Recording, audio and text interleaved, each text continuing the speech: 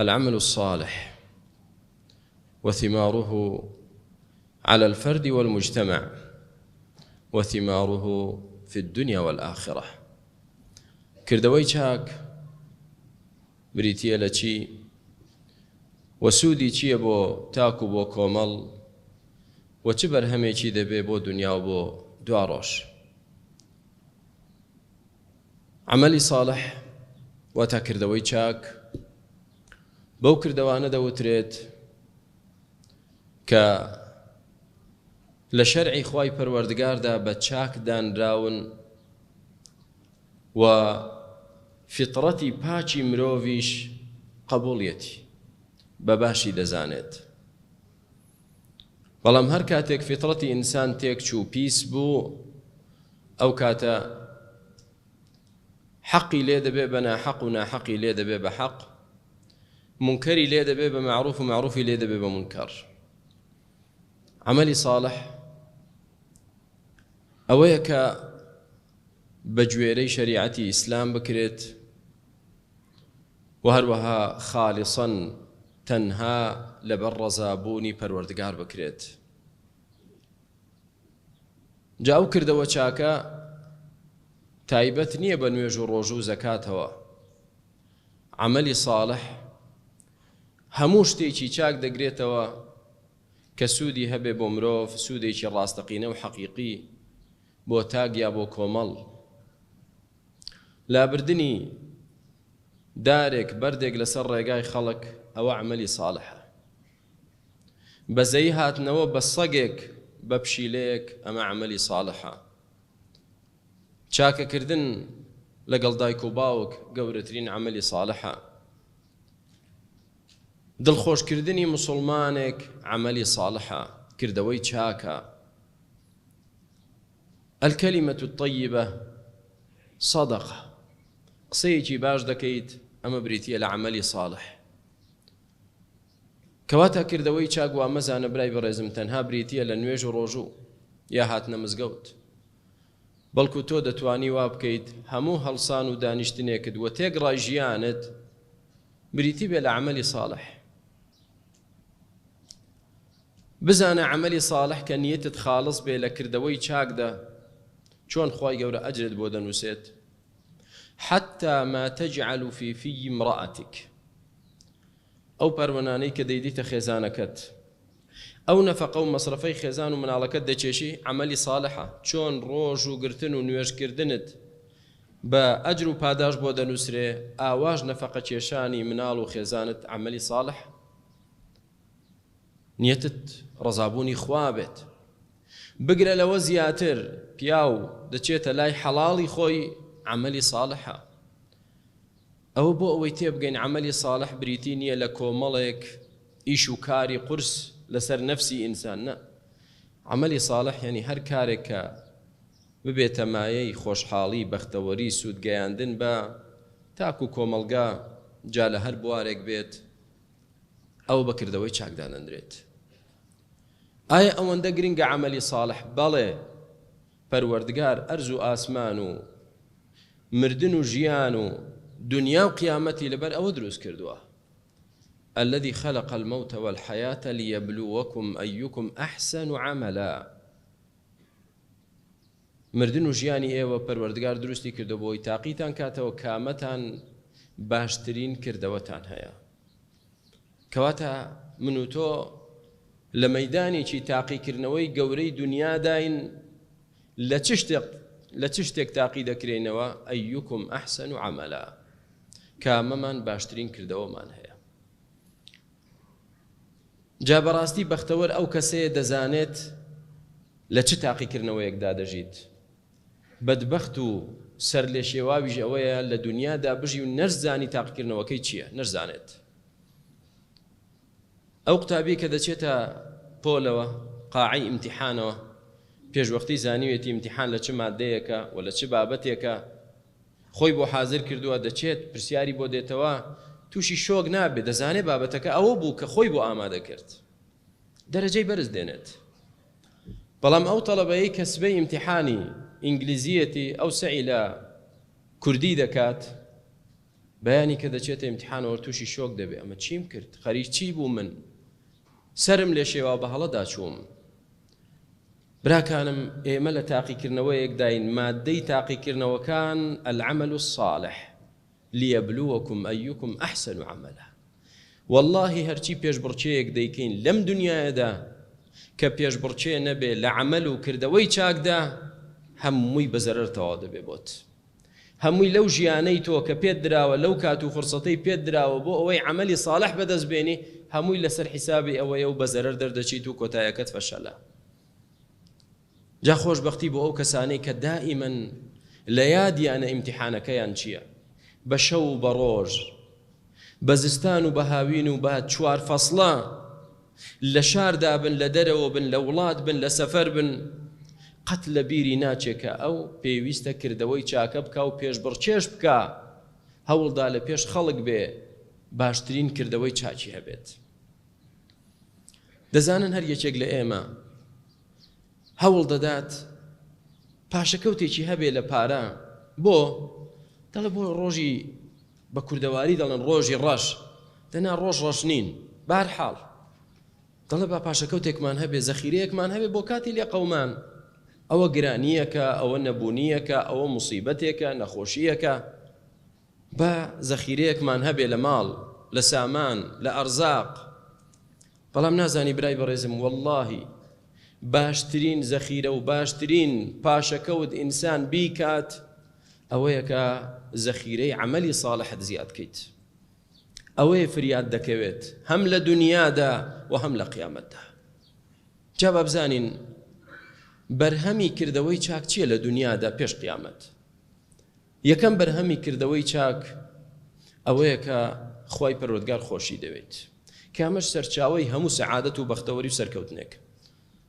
پێغەمبەری خوا عليه الصلاة والسلام دەفەرمێ خوای گەورە فەرموویەتی وما تقرب إلي عبدي بشيء أحب إلي مما افترضته عليه ولا يزال عبدي يتقرب إلي بالنوافل حتى أحبه عبدەکەم بە هیچ شتێک لێم نزیک نابێتەوە خۆشتر بەملامەوە وەک بە فەرزەکان جێبەجێکە لێم نزیک دەبێتەوە و بەردەوام بە ئەنجامدانی سنەتەکان ئەو عەبدەی من لام نزیک دەبێتەوە تا وای لێ دەی خۆشم دەوێ دەزانن چ پلەیەکی بەرزە دەزانن چ مەنزیلەتێکی مبارەکە تۆ بگەیتە ئەو نزیکیە لە خوا گەیشتی ئەو ڕوتبەیەی کە خوا خۆشی دەوێت چێ هەیە لە ئێمە دڵخۆش نەبێ باوکی خۆشی بوێت دڵخۆش نەبێ کەسێکی بەرز و ناودار خۆشی دەوێت کەسێکی چاک و باش خۆشی دەوێت چێ هەیە لە ئێمە دڵخۆش نەبێ پێغەمبەری خوا خۆشی بوێ عەلەیهی سڵاو وسەلام ئەی دەزانی لەوە گەورەتر خوای گەورە خۆشی بوێیت بەچی پێی دەگەیت حتى أحبه تا دەگەیت ئەوەی خوای گەورە خۆشی بوێیت بە ئەنجامدانی سنەتەکان لەگەڵ فەرزەکان کەواتە یەکەم بەرهەمی کردەوەی چاک ئەوەیە تۆ دەگەیتە ئەو مەرتەبە نزیکیە لە خوا کە خوای گەورە تۆی خۆش دەوێت ئەی دەزانی کە خوای گەورە خۆشەویستی چیت بۆ دەکا دەفەرمێ كنت سمعه الذي يسمع به وبصره التي يبصر بها وبصره الذي يبصر به ويده التي يبطش بها ورجله التي يمشي بها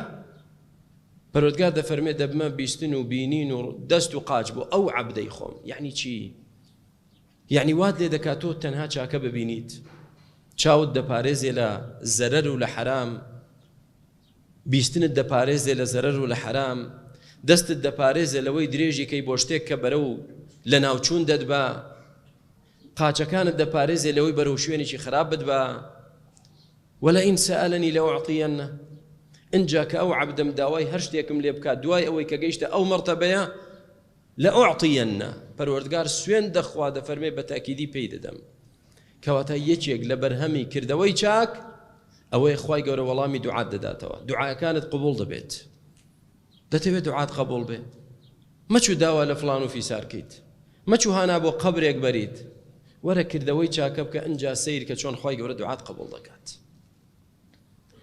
ولئن استعاذني لأعيذنه وهروها کە پەنا بەخوا بگری لە هەر شەڕێک لە هەر ناخۆشیەک خوای گەورە سوێندی خواردووە دەتپارێزێت ئێلەوە زیاتر چی برای من لەم دنیادا چیت پێخۆشە داوای کە بەس خێری تێدا بێ بۆ تۆ خوای گەورە وەڵامت دەداتەوە بە نسیبت دەکا و چ شتێکیش لێی دەترسی و شەڕە بەس پەنا بەخوا بگرە یا رب العالمین بمپارێزی لەو شتە پەروەردگار دەتپارێزێ بەهۆی چی العمل الصالح کردەوەی چاک.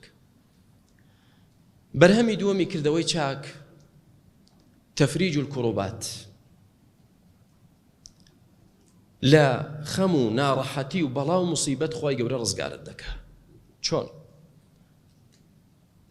پێغەمبەری خوا عەلەیهی سەڵاتو وسەلام نمونەیەکمان بۆ دێنتەوە بە سێ کەس ڕۆژێکیان سێ برادەر بە یەکەوە دەچنە دەرەوە بۆ شاخێک ئەشکەوتێک دەبینین دەچنە ناو ئەشکەوتەکەەوە کاتێک کە دەبێت باران لە ترسی بارانەکە دەچنە ناو ئەشکەوت بەهۆی بارانی زۆرەوە بەردێکی گەورە لەسەر دەمی ئەشکەوتەکە دەخزێت و دەرگای ئەشکەوتیان لێدا دەخرێت بە قەپاتی دەرەوە نابینن. ئەو بەردەهی ئەوە نییە لای بەرن بەدەست بە سێ کەس و دەنجیشیان ناگاتە کەس تەواو چاوەڕێی مردن دەکەن. یەکێکیان دەڵێت نا بە هەر یەکێک لە ئێمە لەخوا بپاڕێتەوە بۆ خاتری کردەوەیەکی چاک عەمەلێکی ساڵح کە کردوویەتی خوای گەورە وەڵامی ئەو کەسانە دەداتەوە کە کردەوەی چاکیان کردووە. ئینجا هەر یەکەیان دوعا دەکا لەخوا دەپاڕێتەوە دەفەرمێ خوای گەورە من ئەوم لەبەر خاتری تۆ کرد. یەکێکیان چاکەکەی چی بوو عەمەلی ساڵحی لەگەڵ دایک و باوکی باش بوو. دایک و باوکێکی بە ساڵاچوو پیری هەبوو کاتێک کە دەچوو مەڕەکانی وشترەکانی دەدۆشی دەگەڕایەوە شیری نەدەدایە خێزان و مناڵەکەی خۆی تا نەیدا با بەچێ بەو دایک و باوکی. ڕۆژێکیان تاخیر دەبێت کە دەگەڕێتەوە دایک و باوکی خەویان لێکەوتووە بە دیاریانەوە دەوەستێت تاوەکو بەیانی مناڵەکانیشی لە دەوری قاچیەوە هەر داوای شیر دەکەن پێیان بدا دەڵێ نەخێر بەخوا کەس ناخەمە پێش دایک و باوکم تا بەیانی لە خەو هەڵدەستێن ئینجا دەیانداتێ دوای ئەو بۆ مناڵەکانی دوای دەپارێت و دڵ ئەی پەروەردگار خۆت دەزانی کە لەبەر خاتری تۆ ئەوم کردووە دەرگای ئەشکەوتمان لێ بکەرەوە بە بڕیاری ڕەب العالەمین و قەدەری خوا تۆزێ بەردەکا دەترازێت و دەرەوە دەبینن. دووهەمیان دەفەرمێ کچە مامێکم هەبوو ئامۆزایەک زۆر جوان زۆر خۆشم دەویست خۆشەویستیە کە خۆشەویستترین پەیوەندی نێوان پیا و ژن چییە دەفەرمێ من لە هەمووی زیاتر ئەو ئافرەتەم خۆش دەویست بەڵام هەرچەند داوام لێی دەکرد خۆی تەسلیمی من نەدەکرد. لە ئاخیر کە زۆر محتاج بوو مەرجێکی لەسەردانم فەقیر بوو ناچار بوو وتی 100 دینارم بدەیتێ ئەو کاتە من تەسلیمت دەبم. دەڵێ دەستم کرد بە ئیشکردن تاوەکو پارەکەم کۆ کردەوە ئەنجا بە دڵێکی خۆشەوە چووم وتم وەرە ئەوەی داوات کرد فەرموو ئەوەی داوای دەکەم بێنە. دەڵێ حتى إذا جلست بين شعبها الأربع کە دانیشتم بۆ ئەوەی کە کارێک کەم کە خوا پێی ناخۆشە و بەڵام نەفسم پێی خۆشە دەفەرمێ کچە مامەکەم وتی لە خوا بترسە شتێک مەکە کە بە حەڵاڵی نەبێ. دەفەرمێ یەکسەر ئەو قسەیە کاری تێکردم لەبەر تۆ ئەی پەروەردگار ئەو حرامەم نەکرد هەرچەندە نەفسم حەزی لێی بوو ئەی پەروەردگار دەرگای ئەشکەوتمان بۆ بکەرەوە. پەروەردگار دوو بەشی دەرگاکەی کردەوە بەڵام مابوویان بتوانن بچنە دەرەوە. سێم کەسیان کرێکارێکی هەبووە کە کرێکەی وەرنەگرتووە دوای کرێکەی بۆ خستۆتە کەسابەتێکەوە و کە بۆی هاتۆتەوە فەرموویەتی ئەوە هەموو بەرهەمی کرێکەی ئەو ڕۆژەتە خوای گەورە لەبەر خاتری تۆ کردم دەرگامان لێ بکەرەوە پەروەردگار بۆی کردەوە. ئەی موسڵمان لە هەر موسیبەتێک دای دەزانی چی فریاد دەکەوێت بە ئیزنی خوا کردەوەی چاکت. تعرف على الله في الرخاء يعرفك في الشدة. لكاتي آسايدا كردوي چاكت كردبه لكاتي شدة ناراحتي دا فرياد دكوه خوي پروردگار رزگارت دكا كواتا كدتوه هر مصيبتك هات الرقات رزگارت بيلي سركوي بسري دا او الرصيدي چي زور كوكر ولا عملي صالح اي او كسي استا لم لحظة يدا لنا راحتي دايت لمصيبت داي بير كروا بزان نوێژی سنتت کردووە داوا لە خوا بکە بۆ خاتری ئەو نوێژە سنتانە واللهی خوا ڕزگارت دەکا. ئایا چاکت لەگەڵ دایک و باوکت کردووە؟ ئایا لەگەڵ جیرانت باش بووی؟ ئایا دڵی مسلمانانت خۆش کردووە؟ ئایا لە حرام توانیوی شتە بیکەیت و خۆت پاراستووە لەبەر خوا؟ دەی فریاد دەکەوێت بە ئیزنی خوا. سێم بەرهەم براکانم لە بەرهەمی کردەوەی چاک ئەوەیە کە خوای پەروەردگار سەرت دەخا بەسەر ئەو کەسانەی کە ناحەزتن. لە سوورەتی ئەنبیا پەروەردگار بۆمان باسی بەسەرهاتی زۆرێک لە پێغەمبەران دەکات کە لەگەڵ قەومەکانیان چۆن لە کێشە و سیراع و ناکۆچیدا بوون، کە ژمارەی ئەوان و پێغەمبەران و شوێنکەوتەکانیان زۆر کەم بوون لە چاو دوژمنەکانیان. بەڵام پەروەردگار دەفەرمێ هەر هەموویانمان سەرخست بەسەر دوژمنەکانیان. بۆ إنهم كانوا يسارعون في الخيرات ويدعوننا رغبا ورهبا وكانوا لنا خاشعين. فەرمێ بۆیە ڕزگارمان کردن و سەرمان خستن بەسەر دوژمنەکانیان. إنهم كانوا يسارعون في الخيرات، لە خێر و چاکەدا بەپەلە بوون، خێرا بوون، مسارعە و مسابقەیان دەکرد لە کاری چاکەدا. بۆیە ئێمە سەرمان خستن بەسەر دوژمنەکانیاندا. کە دەتەوێت خوا سەرت خا، بەردەوام بە بەپەلە بە لە کاری خێر و دوای مەخا. فائیدەیەکی تری کردەوەی چاک، خوای گەورە لای ئیمانداری چاک خۆشەویستت دەکات. إن الذين آمنوا وعملوا الصالحات سيجعل لهم الرحمن ودا أي في قلوب عباده الصالحين. ئەوانەی ئیماندارن و کردەوەی چاک دەکەن خوای گەورە محەبەتێک دەخاتە دڵی ئیماندارانە و بەرامبەر ئەو کەسە خۆشیان دەوێت. بۆ العمل الصالح وعملوا الصالحات کردەوەی چاک. بەرهەمێکی تر لە کردەوەی چاک السعادە، بەختەوەری.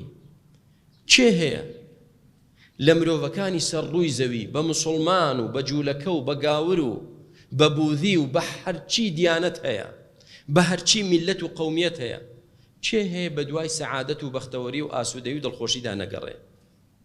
دەی وەڵڵاهی دەست ناکەوێ ئیلا لەو ئیماندارانە نەبێ کە عەمەلیان ساڵحە. پەروەردگار دەفەرمێ من عمل صالحا من ذكر أو أنثى وهو مؤمن فلنحيينه حياة طيبة. هر کەسێ ئیمانی هەبێ و عمل صالحا کردەوەی چاک کات، عملی صالح بکە، ئەوە ئێمە دەیژێنین لە دنیادا حیاتەن طیبە، ژیانێکی پاک، ژیانێکی خۆش. ئەی ناڵێن دنیا سجنی ئیماندارە، سجن تەواتە تۆ سجن کراوی لە حەرام، نەک سجن کراوی لە خۆشی دنیا. نەخێر، بە هیچ شێوازێک وا حاڵی مەبە. قل من حرم زينة الله التي أخرج لعباده والطيبات من الرزق. چێ هەیە حەڵاڵی خۆش لە مسلمان حرام کە؟ حرام نەکراوە براکەم. بۆیە دڵنیا بە تۆی ئیماندار کە کردەوەت چاک بێ لە دنیا ژیانت زۆر لە کافرێک خۆشتر دەبێ وەڵڵا. بەڵام ژیان خۆشی بە پارە تێمەگە، ژیان خۆشی دڵت ئاسوودە دەبێت، دڵت خۆش دەبێ. ئێخۆ خەڵکانێکی زۆر هەن ملیاردێرن بەڵام دڵیان خۆش نییە، ژیانیان خۆش نییە، بەردەوام لە ناڕەحەتی و بەڵاو مصیبەت و خەم و خەفەتدا دەژین. ئەو پارەی سوودی پێنەگەیاندن و بەختەوەری بۆ دابین نەکردوون. کەواتە کە دەتەوێت دڵخۆش بی، بەختەوەر بی، ئاسوودە بی، لەگەڵ ئیمانەکەت عەمەلی ساڵحت با زۆر بێ، وەڵڵاهی بە ئەندازەی کردەوە چاکەکانت خوای گەورە ژیانی پاک و خۆشت بەنسیب دەکات. اینجا لە قیامەتیش ئەوە هەر لێگەڕێ. ئەخیر بەرهەم کە کۆتاژ نییە، خوای پەروەردگار ماڵ و مناڵت دەپارێزێت بەهۆی عەمەلی ساڵحتەوە.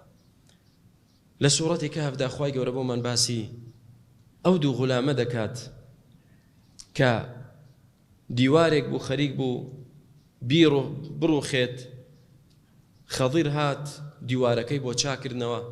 موساوتی بۆ پارەت لێ وەرنەگرتن لەسەرەوە؟ فەرمووینە ئەمە ئەمری خوایە، لەژێر ئەم دیوارە گەنجینەیەک پارەی تێدایە، سنووقێکی پارە هی باوکی ئەو مناڵانە بووە. ئێستا مناڵن بچووکن، ئەو سنووقە بکەوێتە بەردەستیان تەفرت و نادەبێ سوودی لێ نابینن. بەڵام ئەو دیوارەم ڕاست کردەوە تا ساڵانێکی تر دەمێنێ گەورە دەبن، ئەو کاتە پێویستیان بەو پارەیە دەبێ. ئێستا مناڵن، خەڵک مەصرەفیان دەکات، ئەو کاتە دیوارەکە دەڕوخێ و سنووقەکە دەردێنن.